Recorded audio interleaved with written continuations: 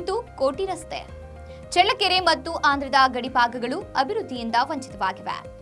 ರಸ್ತೆ ಇಲ್ಲದ ಗ್ರಾಮಕ್ಕೆ ಲೋಕೋಪಯೋಗಿ ಇಲಾಖೆ 2 ವರ್ಷಗಳ ಹಿಂದೆ ರಸ್ತೆಯನ್ನ ಮಾಡಿತ್ತು. ಚಳ್ಳಕೆರೆ ಗಡಿಭಾಗದ ಚಿತ್ರನಾಯಕನಹಳ್ಳಿಯಿಂದ ಬೋಗನಹಳ್ಳಿಯವರೆಗೆ ರಸ್ತೆ ನಿರ್ಮಾಣ ಮಾಡಿತ್ತು. ಕೋಟಿ ಹಣ ಖರ್ಚು ಮಾಡಿದ್ದ ರಸ್ತೆ ಒಂದೇ ಒಂದು ಮಳೆಗೆ ಕೊಚ್ಚಿ ಹೋಗಿದೆ. ಇಷ್ಟಾದ್ರೂ ಪಿಡಬ್ಲ್ಯೂಡಿ ಅಧಿಕಾರಿಗಳು ಇತ್ತ ಕಡೆ ತಿರುಗಿ ನೋಡಿಲ್ಲ. ರಸ್ತೆ ಅರ್ಧ ಭಾಗ ಕೊಚ್ಚಿ ಹೋಗಿದ್ದು ಸಾರ್ವಜನಿಕರು ದಿನವೂ ನರಕ ಯಾತನೆ ಅನುಭವಿಸುತ್ತಿದ್ದಾರೆ.